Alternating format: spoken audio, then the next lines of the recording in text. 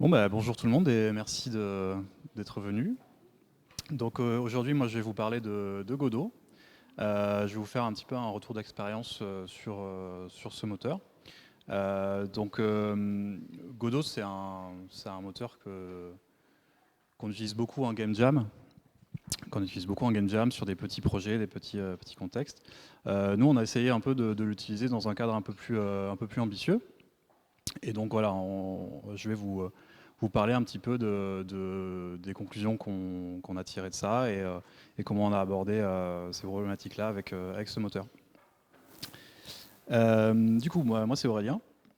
Donc je vous passe un petit peu tous les petits boulots que j'ai fait où j'ai modélisé des canapés pour Ikea. C'est pas très intéressant. Mais principalement, du coup, j'ai fait de l'illustration et des concept art, en freelance notamment, mais pas mal aussi pour Amplitude Studio, où j'ai été aussi directeur artistique pendant un petit moment. Donc Amplitude Studio, j'ai pu bosser sur des jeux comme Endless Legend, Endless Space,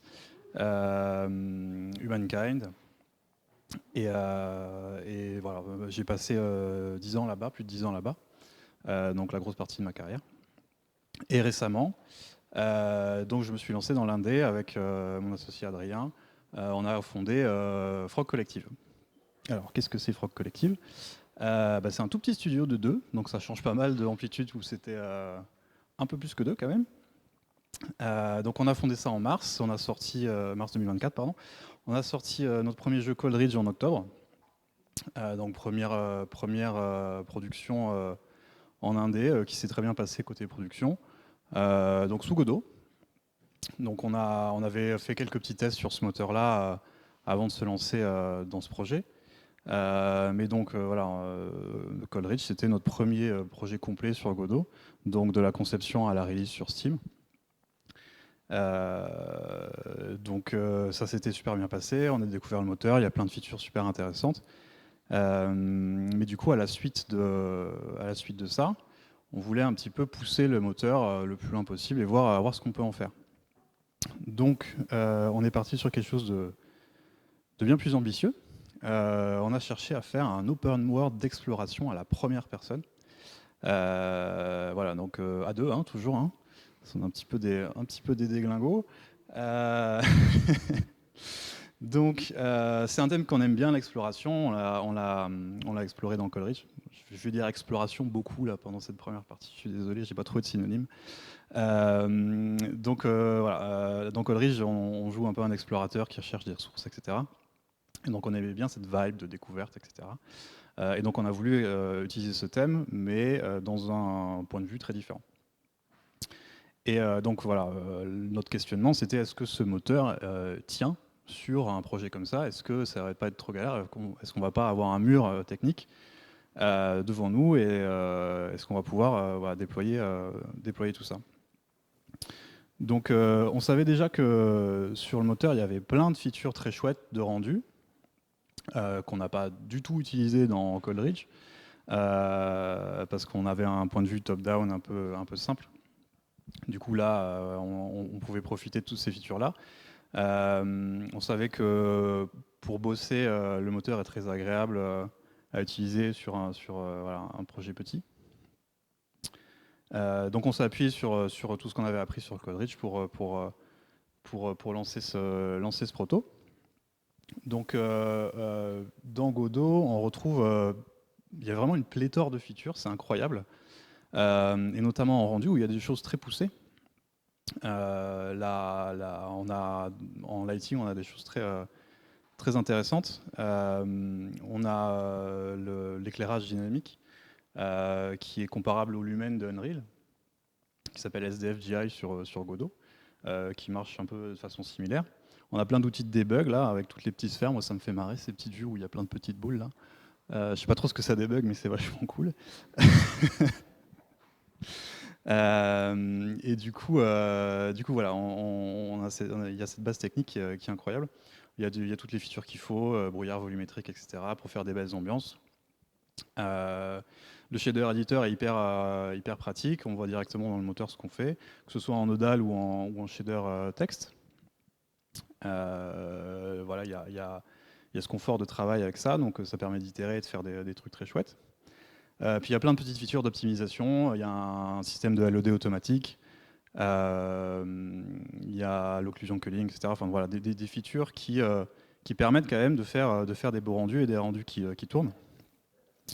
Du coup, ça nous a permis d'explorer un petit peu l'ambiance qu'on voulait apporter à notre jeu. Voilà, plein d'itérations qui se sont passées assez facilement. C'était assez plaisant de jouer sur cette lumière, sur ces couleurs pour trouver la bonne ambiance. Et on a même pu faire un système un cycle jour-nuit de façon très simple, avec que des trucs qui sont déjà implémentés dans le moteur. Donc là, on voit la global illumination dynamique qui vient faire les rebonds de lumière, etc. sur les rochers. Il y a le soleil qui tape dans l'atmosphère avec les godrets, etc. Et tout ça de façon très simple et très facile. C'est un animateur qui gère ça, donc on peut régler les couleurs, les machins à chaque instant de la journée. Ça a été fait, mais c'était d'une simplicité à mettre en place qui nous a nous-mêmes étonnés, quoi. C'est après que ça devient un peu plus compliqué. Donc, on savait pas trop si Godot allait arriver à faire tourner quelque chose de convaincant dans un contexte un peu plus large. Donc, ce qu'on a fait, c'est qu'on a fabriqué à la main une map de 1 km². Alors, pourquoi 1 km²? Pour rien, c'était juste complètement arbitraire. Mais il faut tester quelque chose, quoi. Donc, ça tombait rond, voilà. Donc un terrain simple, mais quand même avec un peu tout ce qu'on pourrait retrouver dans le jeu qu'on envisageait. Donc terrain, végétation, tout ça, des personnages avec leurs animations, de la physique, relativement simple, hein, pour simplement permettre aux joueurs de se déplacer, de sauter, de truc en truc, enfin la physique de base, mais quand même. Pas de navmesh par contre, donc pas de système pour faire naviguer des agents dans ce monde-là, parce qu'on estimait pas en avoir besoin dans le jeu qu'on envisageait. Et ça tournait très bien quand on était en jeu, donc pas de problème de perf et tout, les LOD ça se passe bien, le culling fait que les gros objets disparaissent comme il faut, ça tourne bien, un bon framerate, etc. Mais en éditeur, c'était quand même un petit peu compliqué. C'était les grosses scènes. Bon, déjà, les grosses scènes, c'est toujours un peu compliqué à manier, simplement par le nombre de trucs qu'il y a dedans. Mais en plus de ça, dans Godot, ça commençait un peu le moteur commençait un peu à souffrir. Et du coup, c'était long à ouvrir, long à fermer, c'était un peu instable, des fois ça crachait et tout, donc c'était quand même assez problématique dans la fabrication d'une grosse map, quoi. Et un peu dangereux parce qu'on peut perdre du travail quand ça crache, etc. Donc il y avait cette limite quand même qui s'est créée à cause du moteur, qu'on a du coup essayé de contourner. Et on a trouvé une solution qui marche pas trop mal, qui est du coup si une grosse scène c'est trop gros, on va la couper en petits morceaux. Ça paraît débile et simple, mais c'était quand même quelque chose qu'il fallait mettre en place. Et du coup, on avait plein de petites scènes. Enfin, alors, petites, c'était du coup c'était des scènes qui faisaient peut-être 250 mètres carrés, enfin pas mètres carrés, mais 250 mètres de côté. Et donc on mettait tout ça là-dedans, on travaillait là-dedans, c'était assez confortable, ça s'ouvrait vite, ça se fermait vite, pas de problème de stabilité, etc. Et on a fait un petit script automatique qui, à la sauvegarde de cette scène, la coupe en deux, avec une scène qu'on a appelée base, une scène qu'on a appelée détail. Donc dans la scène base, on a tous les gros morceaux de la scène, les trucs qu'on voit de loin. Et dans la scène détail, on a tous les petits trucs. Et ensuite, on vient dans l'éditeur réassembler tout ça dans une scène qu'on a appelée World, dans laquelle il y a toutes les scènes bases qui sont agencées pour agencer notre monde. Et ensuite, voilà, c'est comme ça qu'on compose le monde. Donc j'illustre un peu là avec, voilà, vous voyez en haut, la scène complète, donc la scène dans laquelle on travaille, et ensuite donc à la sauvegarde, les deux scènes qui sont créées. Ces deux scènes-là, on les ouvre jamais, c'est créé automatiquement. On ne travaille pas là-dedans, on travaille dans la scène du haut pour voir l'ensemble des éléments qu'on a dans la scène. Donc vous voyez que dans la scène base, il y a vraiment que les gros machins. Et à droite, dans la scène détail, il y a tous les petits cailloux, toutes les petites fougères, tous les petits props qu'on n'a pas besoin de loader vu de loin. Et voilà. Et donc ensuite, on assemble les versions simplifiées dans une grande scène Word qui comprend tout le bazar. Et on a un petit tool d'édition pour quand on en a besoin, dans cette scène-là, afficher les détails qui nous arrangent si on veut placer précisément les choses entre elles. Et donc, ensuite, en jeu, quand le joueur arrive dans la zone en question, eh ben, on charge tous les petits détails. Donc là, quand le joueur arrive dans le carré, bah, on charge tous les petits détails qu'il y a autour du vaisseau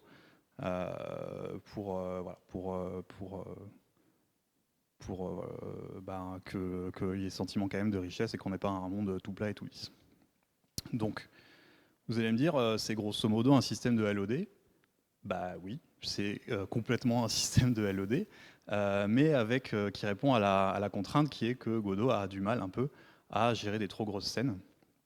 Donc ça fait à la fois, ça répond à ce besoin qu'on a à la fabrication des maps, et aussi à la question d'optimiser le jeu en ne chargeant pas l'ensemble des assets graphiques.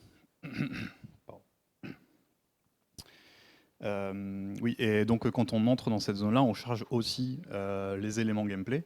Donc ça permet de ne pas avoir tout le gameplay qui tourne sur toute la map en même temps.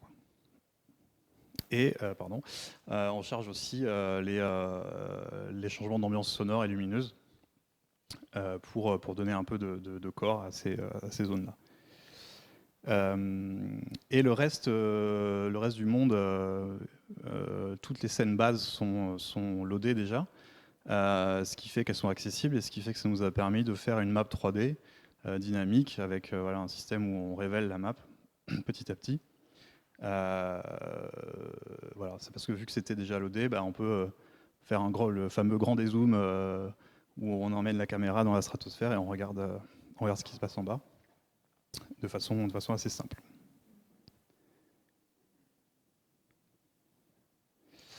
Et donc du coup, avec ce petit trick, on arrive à facilement du coup créer notre monde. Enfin facilement, c'est quand même du boulot hein, de faire un monde ouvert. Mais on contourne donc la problématique qu'a Godot d'ouvrir les grosses scènes.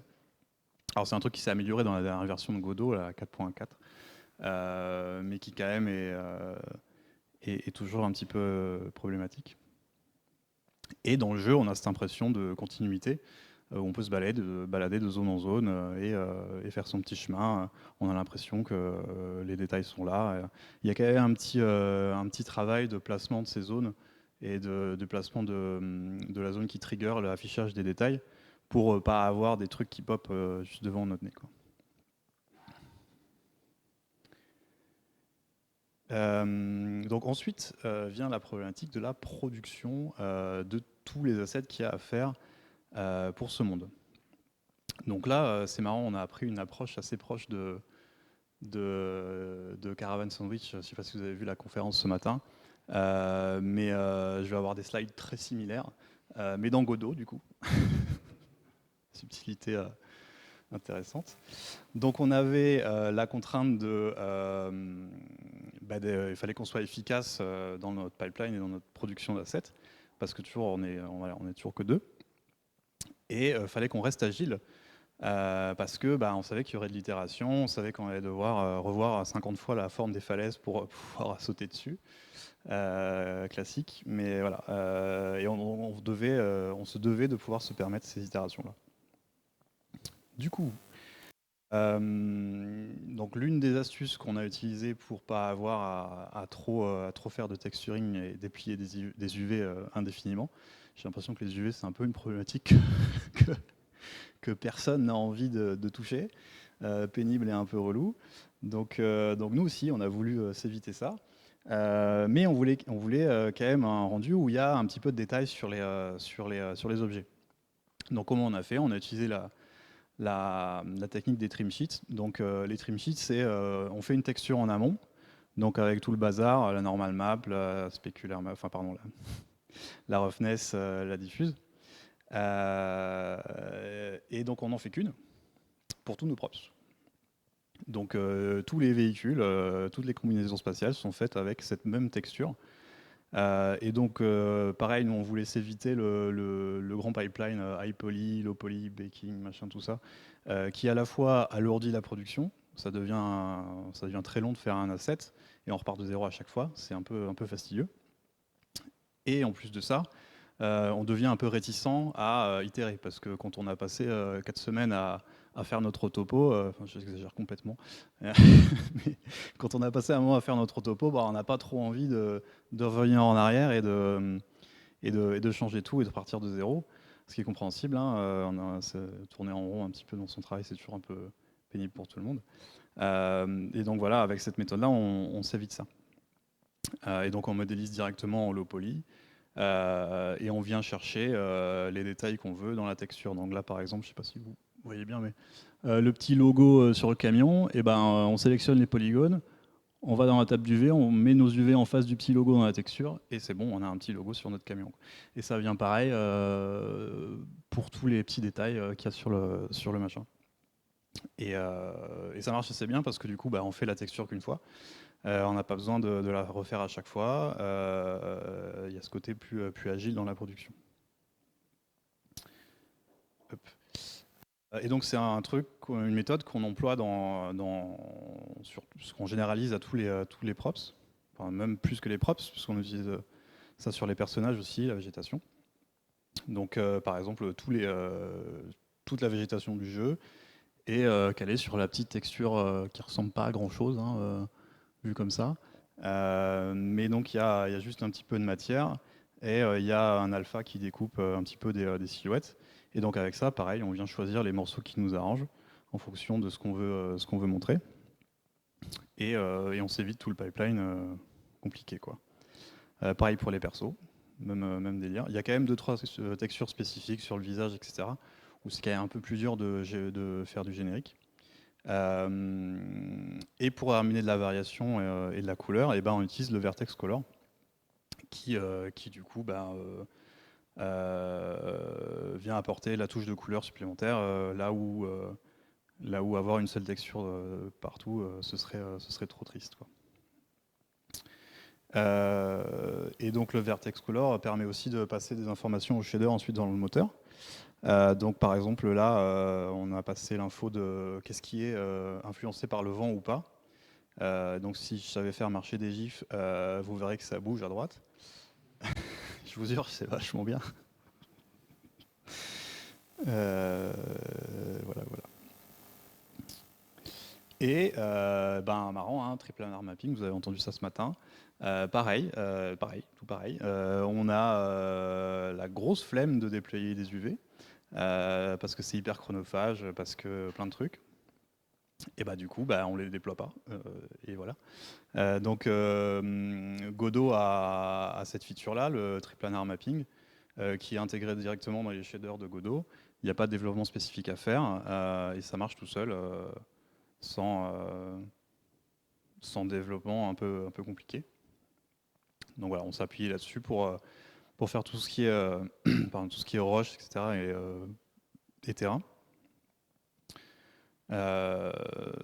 Donc vu qu'on ne cherche pas un rendu parfaitement réaliste, on n'a pas besoin que ce soit trop précis, et du coup cette méthode-là est très bien.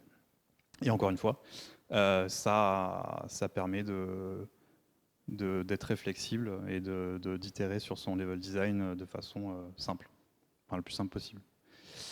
Donc voilà, aucun UV déplié correctement sur ce projet. Parce que qui a envie de faire ça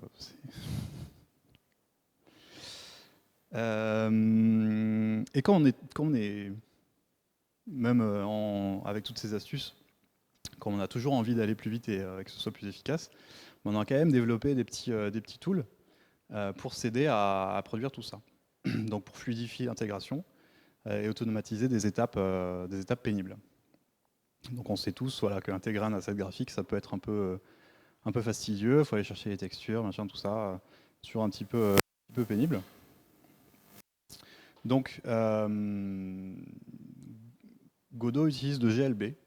Le GLB, c'est un format très proche en tout cas dans l'utilisation, très proche du FBX, qu'on peut trouver dans Unity ou ailleurs.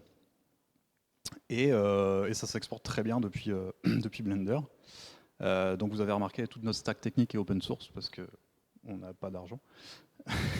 Et parce qu'en vrai, c'est des outils quand même assez incroyables. Blender, c'est devenu un standard dans l'industrie. Et voilà, il n'y a aucune raison d'aller chercher un autre logiciel qui coûte une fortune et qui marche moins bien, quoi. Voilà. Donc, ce pipeline-là est déjà très bien en soi, mais on a voulu pousser un peu plus loin. Et on a quand même utilisé cette méthode manuelle pour faire nos premiers prototypes. Et on a du coup identifié les besoins qu'on avait dans ce prototype-là, donc qui étaient principalement extraire les matériaux, assigner les bons trucs et préparer un petit peu le terrain pour que les assets soient utilisables. Donc déjà, il y a déjà des features d'intégration un peu poussées entre Blender et Godot. Nous, on a fait un Blender script. Alors, essayez pas de le lire, c'est trop petit, mais vous pourrez regarder le PowerPoint chez vous. Mais grosso modo, ce qu'il fait, c'est qu'il prend tout ce qu'il y a dans la scène Blender dans une certaine collection et il va l'exporter au bon endroit dans le projet Godot. Et du coup, en un clic, on a tout ce qu'on a dans Blender qui est dans le moteur. Et voilà, c'est fini. Ce qui est quand même super confortable quand on sait que voilà, itérer sur un props, on peut voilà, faire 50 fois l'export du même caillou, parce qu'on n'est jamais content de la petite pointe au coin qui ne va pas. Là, en fait, il y a juste un clic à faire et c'est dans le moteur et c'est terminé, quoi. Donc tout ça en Python, dans Blender, de façon assez simple, quoi. Entre Blender et Godot, il y a aussi un système qui est pas mal du tout. Donc via le GLB, c'est le système de suffixe. Donc vous voyez que je nomme parfaitement bien mes assets. Voilà, pas de commentaire. Mais vous voyez qu'il y en a un qui est noté collision-colonly. Colonly, ça veut dire collision only, et donc c'est un suffixe que le GLB reconnaît. Et quand ça arrive dans Godot, ça le transforme l'objet dans le bon type. Donc là, un objet de collision. Donc on voit que, on le voit un petit peu dans la partie droite dans le viewport, c'est le truc en wireframe bleu, qui est donc la collision simplifiée de cet objet-là. Ça permet de façon hyper simple. On a à la fois donc, dans Blender, on bosse notre petite composition de cailloux avec la petite végétation et tout qui va bien.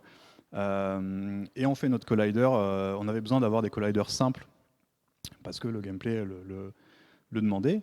Voilà, on les bosse en même temps. Ça prend quelques secondes de fabriquer ce collider-là et c'est importé automatiquement dans Godot avec le bon type d'objet, etc. Donc c'est bien un objet qui réagit à la physique, etc., quoi. Donc il y a tout un tas de suffixes pour faire plein de trucs. Ça va assez loin parce qu'il y a même un suffixe pour faire des véhicules, c'est assez dingue. On met le suffixe véhicule sur le corps du véhicule, on met le suffixe roue sur les 4 roues, on envoie ça dans Godot et ça roule.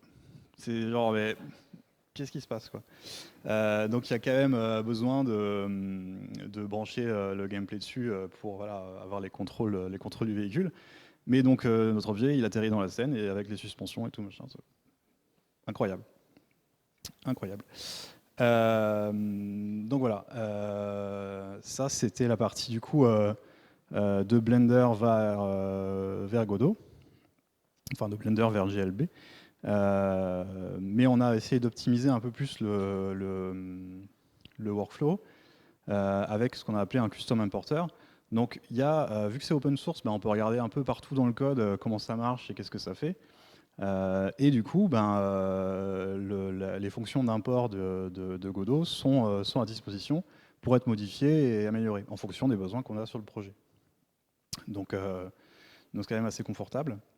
Et donc nous, par exemple, on avait besoin de faire une petite manip sur les matériaux pour mettre les bons shaders. Ben ça, on l'a fait dans le custom importer. Et on a même aussi pu faire des trucs un peu plus poussés, où l'importeur, on a créé un nouveau suffixe qu'on a appelé spawner. Et donc l'importeur détectait que c'était un objet un peu particulier. Et donc du coup, on s'en est servi pour spawner des objets sur la map. Donc via les géométries nodes de Blender, qui sont quand même un outil incroyable où on peut faire vraiment plein de trucs. Donc on avait cette force de pouvoir utiliser ça. Et donc ensuite générer un nuage de points, le taguer spawner, et quand ça arrive dans Godot, bah, au lieu d'afficher un nuage de points, et ben il va remplacer tous les points par une touffe d'herbe. Donc ça évite de placer toutes les touffes d'herbe à la main, et ça on aime bien. Et donc ça, voilà, ça permet de gagner un temps fou parce que bah, on a la richesse de l'outil de Blender qui vient nous aider à faire notre LD, quoi. Et donc on peut rendre ça dynamique. Quand on modifie le terrain dans Blender, et ben boum, ça envoie tout ça dans le moteur comme il faut, avec toujours le même script d'import. Donc on a vu quand même qu'il y avait pas mal déjà d'outils en place pour faciliter ces intégrations. Et en plus que c'était hyper facile de se brancher à un endroit spécifique du moteur et d'ajouter ce qu'on avait besoin. Ce qui est quand même un gros point positif, un gros plus par rapport à un moteur complètement opaque où on n'a pas accès au code, quoi. Donc ouais, je disais qu'il y a plein d'outils déjà dans le moteur, notamment en animation, il y avait tout ce qu'il faut, avec un truc qui fait des blend trees, des layer masks et tout pour animer les choses correctement. Et donc on n'a rien eu besoin de développer spécifique pour faire un système d'animation un peu complexe en gérant tous les cas d'animation des persos. Voilà, donc ça c'est un outil qui est déjà dans le moteur et qui est quand même vachement agréable. Et on a retrouvé un petit peu ce qu'on avait dans Unity avec les blend trees, etc. Petit point noir par contre, c'est la physique. C'était vraiment pas évident de mettre ça en place parce que du coup le moteur gère pas ça de façon extraordinaire. Ça s'est beaucoup amélioré avec la 4.4 et l'ajout de Jolt, c'est le petit moteur physique qu'ils ont injecté dans le moteur. Ça s'est vachement amélioré, mais c'est encore un point un peu compliqué du moteur où si on veut faire des trucs de physique un peu précis, bah en tout cas nous on n'y est pas trop arrivé, quoi. Donc voilà, ça provoque ça. Donc effectivement, le 4x4 il s'importe tout bien avec ses roues, etc. Mais il rebondit comme un dingo. C'est bon, voilà, pas évident. C'est le seul moment où on a eu un petit peu des doutes sur le moteur, où on s'est dit mince, là il y a un mur. En plus, mettre les mains dans un moteur physique, c'est quand même pas évident. Donc ouais, petit point noir quand même. Et donc du coup, après toutes ces expérimentations, on a réussi à créer notre petit prototype, donc où on avait un petit jeu d'exploration, où on avait environ une petite heure de gameplay, où donc on a de la collecte de ressources, du craft, plein de trucs on a du drone management, enfin voilà, vous voyez là, on se balade dans le décor, il y a une belle ambiance, il y a un cycle jour-nuit. On ramasse des petits trucs pour crafter des machins. Il y a un petit système d'énigmes où on va essayer de réparer notre vaisseau en trouvant les pièces qui sont un petit peu éparpillées à cause du crash. On répare notre petit vaisseau. Il y a des énigmes qui sont plus simples que d'autres, ça va être assez facile. Mais il y en a d'autres où on va scanner les pièces pour trouver des indices. Indices qui sont notés dans un grand journal. Donc là, voilà, c'est là, on a eu le petit schéma de l'endroit où ça se plaçait sur le vaisseau. On va devoir trouver l'endroit et placer les pièces pour réparer le truc. Voilà, donc journal où on a une espèce de mind map où on a tout plein d'indices et il faut un petit peu relier les choses entre elles pour trouver plein de trucs. Donc voilà, à chaque fois qu'on trouve un truc bizarre, ben, on peut aller dans le journal voir à quoi ça se relie. On a des NPC qui se baladent sur le map.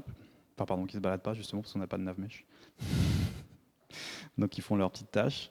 Voilà, donc cycle jour-nuit, où on a fait un petit cycle où le soleil fait chauffer votre combi et du coup il faut éviter le soleil, la nuit il fait froid, enfin, voilà. Système de craft, donc là très Subnautica, mais donc avec les ressources qu'on a ramenées, bah, on peut imprimer des trucs en 3D et aller jouer avec. Petit système de cartographie aussi, donc avec la map dynamique que je vous ai montré tout à l'heure, où on a un petit sonar et puis on mappe les environs pour taguer les ressources, etc. Petit système d'extraction de ressources à la main ou avec ce qu'on a appelé le mapper. Mapper qui du coup met un petit beacon sur les ressources et ensuite on peut aller dans l'écran chercher notre ressource et envoyer des drones récolter ça à notre place. Donc des petits gameplays comme ça de survie, gestion de ressources. Des véhicules où voilà, on permet aux joueurs de conduire des petits véhicules comme ça. Et on a même mis un petit système de puzzle où on avait un puzzle basé sur la division de cellules. Donc avec un truc qu'on a appelé le Mitosis Gun, très bizarre comme nom, on n'a pas trouvé mieux. Mais donc voilà, on divise des espèces de cellules, on vient placer ça sur des stèles, ça ouvre des portes, enfin un petit puzzle game dans ces espèces de donjons qu'on peut trouver sur la map. Donc voilà, avec tout plein d'énigmes. Et donc tout ça, en utilisant les outils qu'on a développés, mais beaucoup d'outils déjà présents dans le moteur. Voilà, voilà. Donc du coup, en conclusion, Godot offre pas mal de solutions très solides à plein de problématiques. Le rendu, l'animation, la gestion des data, etc., l'import, il y a plein de trucs très bien. Il y a la possibilité, toujours vu que c'est open source, de regarder comment ça marche et de modifier ou d'ajouter des choses selon nos besoins. Et du coup, nous, sur ce proto, on s'est retrouvé limité simplement par notre capacité, notre force de production, plus que par le moteur en lui-même, quoi. Le moteur offrait tout ce qu'on avait besoin, mais voilà, on reste que deux pour faire un open world, c'est toujours ça en fait le problème. Et donc l'open source, c'est donnant-donnant, quoi. C'est-à-dire qu'on peut, comment dire, on peut aussi participer du coup au développement de ce logiciel. Nous, on a fait un petit add-on de sous-titres parce qu'il n'y avait pas de fonctionnalité de sous-titres dans le moteur. Du coup, on a fait notre petit add-on et on l'a donné à la communauté. Donc, il y a toute une communauté comme ça de gens qui viennent faire des petits ajouts, tout ce que voilà, comme dans tous les produits open source. Et c'est quand même vachement agréable de farfouiller dans tous ces trucs, dans toutes ces ressources pour trouver ce dont on a besoin. Et donc si je devais faire un récap un peu des pour ou contre de Godot, dans les pour, il y a beaucoup de choses. Alors moi j'aime bien le moteur, donc il y a plus de pour que de contre, pas du tout biaisé. Donc il y a simplement déjà, en venant d'Unity ou d'Unreal, le temps de démarrage de Godot, mais c'est on clique et c'est ouvert. Donc il y a un côté très déroutant de ah mince déjà il faut que je me mette à travailler, c'est déjà ouvert. Merde. J'ai pas fini mon café. Donc il y a plein de fonctionnalités. Là, je vous ai parlé un peu des fonctionnalités de rendu, mais il y a plein de fonctionnalités d'UI, par exemple. Il y a un gros framework UI qui marche hyper bien. Moi, aujourd'hui, je fais plus mes mock-ups d'UI que dans Godot. Enfin, je fais directement les mock-ups dans le moteur parce qu'en fait, il y a tellement de fonctionnalités que ça va plus vite de le faire dans le moteur que de le faire sur un Photoshop ou un Figma ou un je sais pas quoi. C'est assez ouf. Donc c'est un peu dur à prendre en main au début, il y a plein de petits components, mais une fois qu'on les connaît un peu, on a nos préférés et puis ça va vite, quoi. Système d'animation aussi qui est très bien, avec tout ce qu'il faut, Blendtree, tout ça. Encore une fois, c'est open source, ça c'est cool. Il y a une très bonne documentation, ça fait plaisir, c'est-à-dire que même un pauvre graphiste comme moi la comprend, donc c'est qu'elle est bien. Et il y a des updates fréquentes et significatives, c'est-à-dire que voilà, la dernière update, ils ont ajouté tout un moteur physique qui marche bien mieux que le précédent. Enfin, il y a vraiment, ça progresse de jour en jour. On voit le truc se mettre en place. Il n'y a pas la lourdeur un petit peu qu'on a dans les autres moteurs de l'industrie. Dans les contres, il y a quand même des petits problèmes de réimport des objets. Pareil, ça s'est un peu amélioré sur la dernière version, mais il y a encore quand même des petits problèmes. C'est-à-dire que quand on récupère le boulot de quelqu'un d'autre, par un pull git ou quoi que ce soit, des fois c'est pas super bien pris en compte et donc il faut relancer le moteur une fois. Mais bon, vu que ça met 4 secondes à démarrer, on relance le moteur, quoi. Les VFX, c'est pas encore, l'outil est pas encore ergonomiquement au point. Il y a une grosse liste de paramètres et il faut tout bidouiller. C'est pas le plus friendly, quoi. Mais bon, il y a un truc qui est là, qui marche, on peut quand même faire des choses avec. On peut les coder même, je ne suis pas encore arrivé jusque-là, mais voilà. Donc il y a des choses qui sont mises en place, ça ne va pas être un mur, mais il y a quand même voilà, des améliorations à faire là-dessus, je pense. L'intégration des post-process est un peu bizarre, donc il y a quand même des très bons post-process basiques, donc avec les standards qu'on peut trouver, l'ambiance occlusion, le bloom, le tone mapping, machin tout ça. Alors tone mapping, je sais que ça fait débat, mais bon. Mais il y a tout ça. Mais si on veut un truc un peu spécifique, par contre, par exemple, nous on a eu besoin de faire un post-process qui fait les outlines des objets. Bon, l'intégration de ce truc-là était un peu bizarre, ça ressemble un peu plus à un hack qu'à un truc un peu solide, quoi. Mais bon, pareil, c'est là et c'est pas trop un problème. L'un des problèmes qu'on rencontre souvent, c'est qu'il y a encore peu de professionnels qui utilisent ce moteur, ce qui fait que quand on a un problème un peu spécifique, on peut se sentir un peu seul à avoir ce problème-là. Là où, si on est sur Unity ou Blender ou un truc qui est un peu connu, on peut avoir un problème très très très très niche. Il y a quand même déjà quelqu'un qui l'a eu et qui en a parlé sur Reddit. Et donc on peut aller voir comment il a résolu le problème. Là, c'est un peu plus compliqué. Il y a plein de ressources pour les problèmes basiques, mais si on a un besoin un peu trop pointu, c'est moins évident. Donc j'en ai oublié un. Dans les contres, il y a aussi tout ce qui est portage ou portage console. Donc c'est pas encore complètement en place, même s'il y a plein de boîtes qui font ça maintenant, enfin qui commencent à faire ça. C'est encore un petit peu compliqué. Voilà. Merci beaucoup.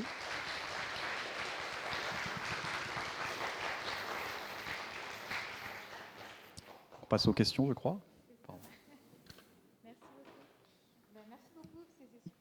Ouais, ça marche. Super. Merci beaucoup, c'était super. Donc pour les questions, je vois qu'il y a déjà des mains qui se lèvent. On a des connaisseurs du système, super.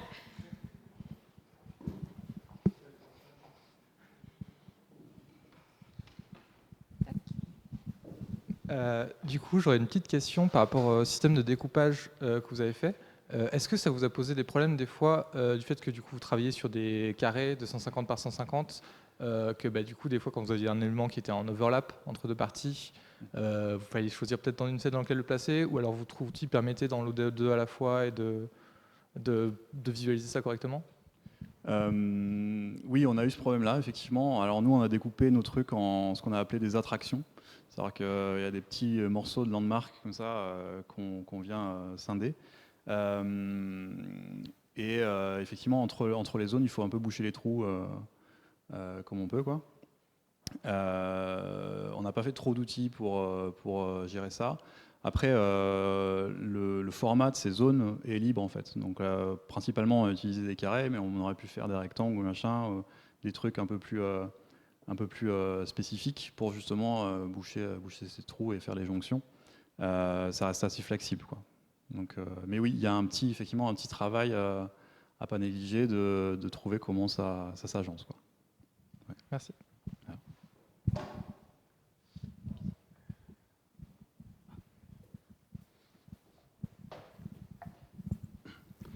Bonjour, merci beaucoup pour la conf, c'était hyper intéressant. Comme beaucoup de gens, je pense, j'utilise pas encore Godot, mais je me pose pas mal la question de faire un test, essayer peut-être faire le switch un jour. Bon, moi je suis pas artiste, donc j'ai pas tant de réponses sur le côté artistique, mais je me pose des questions sur d'autres choses qui me font peur que tu n'as pas mentionné.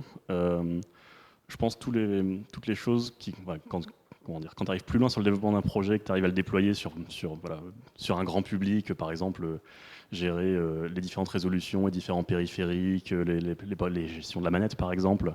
On t'a parlé du portage après, ce genre de choses, la localisation, ce genre de choses. Est-ce que tu as déjà essayé ces choses-là? Est-ce qu'il y a ça se fait pas? C'est une chose facile, compliquée? Qu'est-ce que tu en penses? Ouais. Sur Coleridge, on a pu expérimenter tout ça. Donc je parlais du framework UI qui est très bien fait et ça nous a permis de résoudre le problème des différentes résolutions par exemple et des formats d'écran avec plein d'options sur comment tu veux stretcher ton truc, est-ce que justement tu veux pas le stretcher, est-ce que tu veux replacer les éléments, etc. Donc sur ce côté-là, interface et résolution, c'est impeccable. Côté traduction, il y a un outil effectivement qui te permet de taguer tous les assets à traduire ou pas traduire. Qui marche, mais qui te sort un format, je ne sais plus le nom du format en tête, mais qui sort la grosse liste de tout ce que tu as à traduire dans le jeu. Donc il y a quelque chose. Ça manque un petit peu de contexte pour les traducteurs. Donc tu es quand même obligé de passer sur ce fichier-là et de rajouter ça parle de ça, ça parle de ça. Sinon c'est dur à traduire, ce qui est compréhensible. Et tu avais quoi d'autre comme... Pardon. Les manettes, par exemple. Les manettes, ouais. Les manettes, ça a marché très bien. On a fait un portage manette sur Coleridge qui s'est bien passé. La détection des inputs, elle est bien et tout. Il y a même un truc qui détecte si tu as branché une manette ou pas. Ça nous a permis d'afficher les boutons ou pas. Il y a des choses, ouais, ça marche bien. Ouais. Ça marche bien. Ok, super. Merci beaucoup. De rien.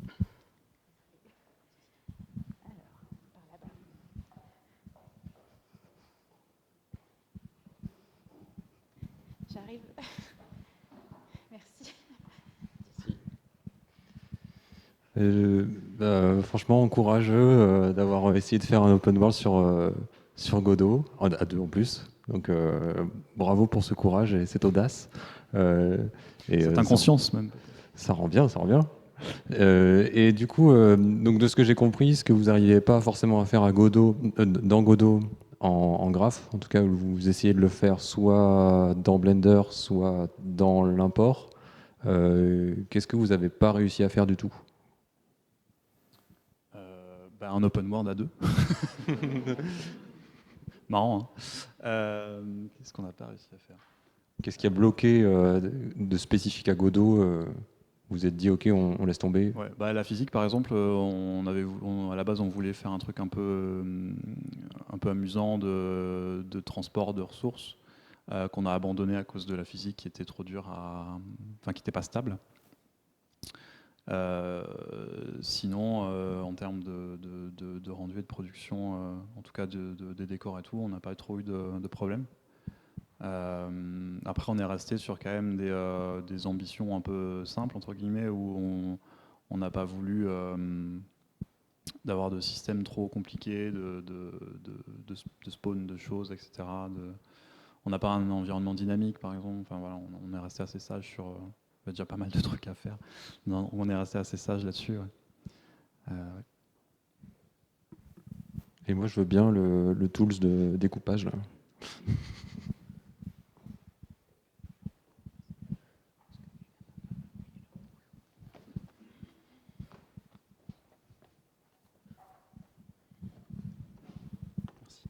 Merci. Moi, il y a un truc que j'ai pas très bien compris.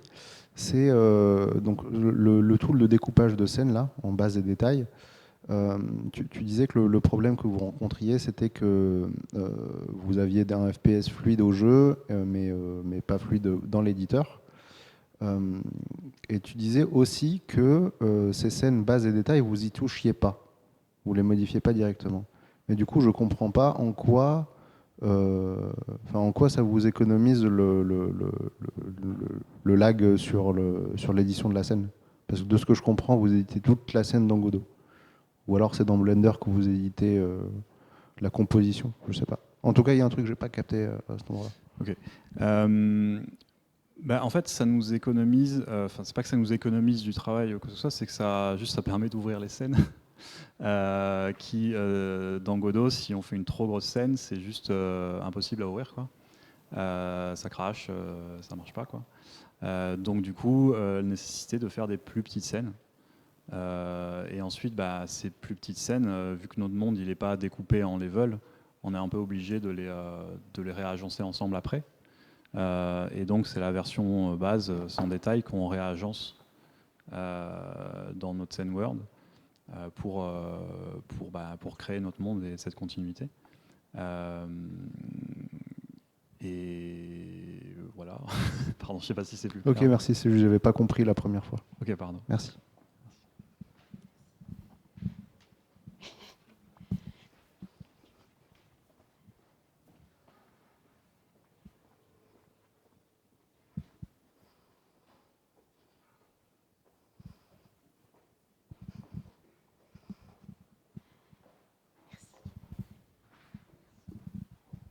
Merci pour la présentation. Est-ce que tu pourrais nous parler un petit peu de comment vous avez géré le terrain du coup, tout ce qui est painting des textures du terrain, etc. Voilà. Alors on est resté très simple. On a utilisé un petit outil, un plugin justement open source, qui permet d'avoir un terrain basé sur des heightmaps et des splatmaps. Donc heightmap pour modéliser le terrain et les splatmaps classiques, un framework très classique, enfin une méthode de production très classique. Et donc c'est un outil qu'on a trouvé comme ça, clé en main, qui était disponible par... Enfin, il y en a plein en fait. Nous, on en a choisi un, mais il y en a une pléthore. Nous, on en a choisi un qui avait spécifiquement la feature de faire des trous dans le terrain, parce qu'on avait besoin de faire des trous. Donc, c'est celui-là qu'on a choisi. Mais voilà, c'était un outil externe qui est disponible gratuitement. Ok, merci. Merci.